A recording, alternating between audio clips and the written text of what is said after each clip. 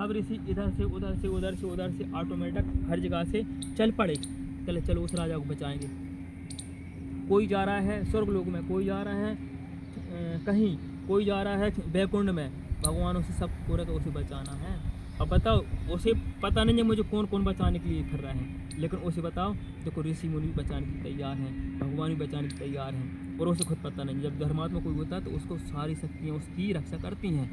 तो फिर वहाँ से एक जो वेद व्यास जी है ना महर्षि, उनके पुत्र सुखदेव जी, वो चले आ रहा है। उनके लिए फिर खबर दी कौन ने, नारद जी ने, आप जाओ, आप अपनी जो कथा है ना, जो कथा है उनको सुनाओ राजा परीक्षित को।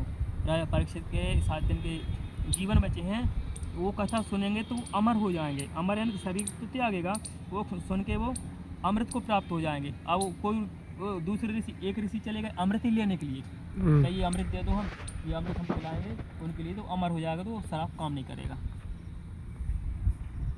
तो फिर इसके बाद में जब वो कोई अमृत लेके आया, कोई कथा लेके आया, तो राजा परीक्षित ने अमृत नहीं पिया, उन्होंने अमृत भी नहीं पिया और कहा मुझे अमृत नहीं पीना है, मुझे तो वो भगवान की कथा सुनाओ। तो भगवान कथा फिर सुखदेव जी आए, सुखदेव जी ने अचानक वो उन कथा भी सुनाया। कथा 7 दिन की सुना, 7वें दिन में वो जीते जी अपने शरीर से मुक्त हो गए थे। फिर वो सर्प भी आया फूल में बैठ के, तो सर्प का काम तो इतना ही था कि वो शराब को सही करना, जो शराब दी थी उनने काटा, तो इस दुनिया की दृष्टि में, अपनी दृष्टि में तो काटा है, लेकिन देखा जाए तो वो तो इसलिए करें कि कोई की शराब भी झूठी ना हो।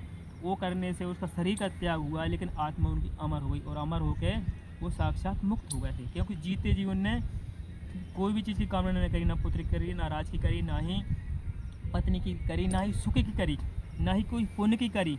उन्हें सिर्फ कामना, कोई भी कामना नहीं करी। जब कोई कामना नहीं करी तो उनके अंदर कामना नहीं रही, तो ऑटोमेटिक मुक्त हो गए। जब मुक्त हो गए ऑटोमेटिक उन्हें मोक्ष मिल गया। तो वो जो शक्ति उनकी जो निकली, वो भगवान बैकुंठ में समा गई, नारायण के पास पहुँचे। क्योंकि उन्होंने नारायण की कथा सुनी, और पूरी कथा सुनने के बाद में बीच बीच में उनसे पूछते थे, फिर वो दूसरी कथा के लिए फिर वो हुंका भी भरते थे। पूरी कथा पलक भी नहीं हटी। और इसके बाद में फिर उनके जो कान है ना, कान के लिए उनको कोई चीज़ सुनाई नहीं पड़ रहा था, सिर्फ उनकी कथा ही सुनी। इसके अलावा उन्होंने दिन में भी सुनी, रात में सुनी, ऐसे वो उन्हें कथा सुनाते थे, दिन में रात में करके 24 घंटे वो कथा सुनी।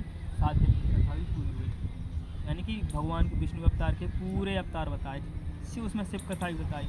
मतलब जो जो भगवानों ने लीला करी सारी कथा सुनाई, तो उसे बोलते हैं अमर कथा। अमर कथा भी आई, पार्वती की कथा, सारी कथा